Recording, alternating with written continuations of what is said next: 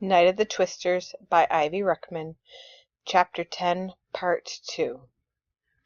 Page 126, second paragraph down. I couldn't think about my dad or Grandpa and Grandma. It made me too nervous. I concentrated on Mom and Ryan instead, wondering what they'd be doing in that big old store.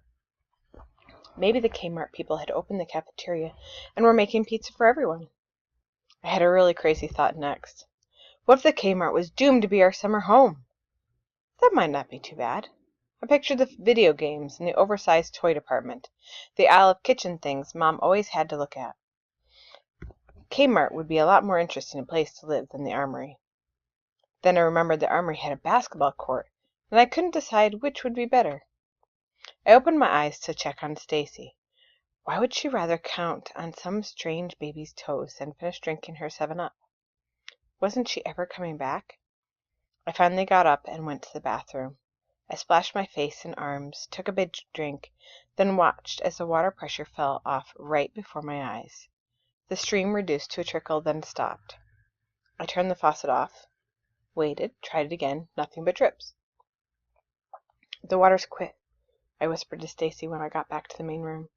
The baby had fallen asleep in the big chair, and Stacy was sitting on the floor, patting its grubby-looking undershirt. She gave me a grim look, sent me to tell the two mothers, who thanked me for the bad news.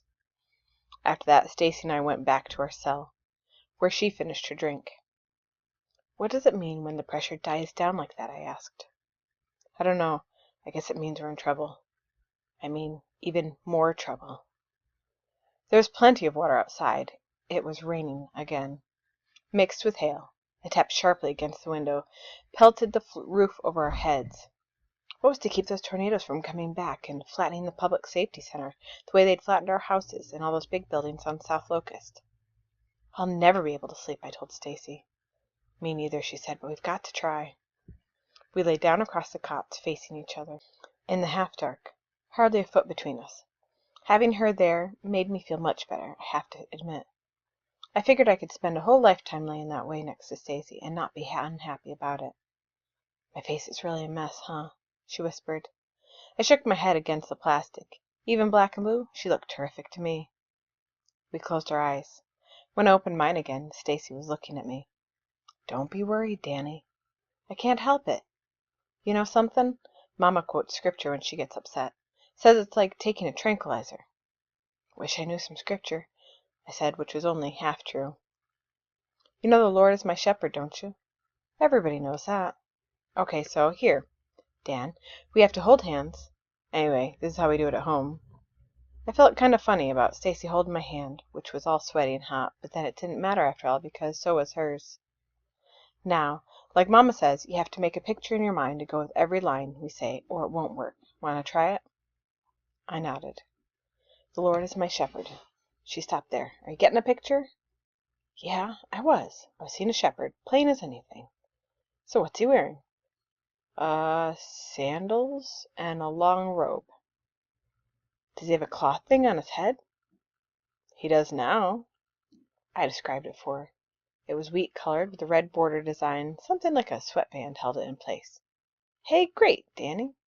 Stacy squeezed my hand and smiled her weird smile. We went on through the green pastures and the still waters. I saw the lambs, all soft and fluffy, heard them bleat for their mothers. We hadn't come to the valley of the shadow of death, or my cup runneth over, when all the lights in the place went out. We sat straight up. Stacy rushed to the window, jumped a few times. They're off down below, too, she said. We automatically grabbed hands when she came back. I couldn't believe it, but hers had already turned cold. In the big room, one of the men struck a match. The light drew the parents together like a magnet. In the brief flickering, we could see the girl on the sofa was sitting up, too. Auxiliary power is gone, one of the men said. Must have blown the generator. Damn, Stacy whispered, her voice suddenly grown quavery. This really scares me. It doesn't scare me, I lied right in my teeth. I'm not scared at all. I held her hand tight, marveling that it was exactly the same size as mine, and squeezed my eyes shut against the terrifying dark. I started in again on the 23rd Psalm, only to myself this time. Funny how that shepherd, who sure enough had Jesus' face to start with, was looking more and more like my own dad. The next thing I knew I was being jolted awake by the thundering roar of helicopters going right over our heads.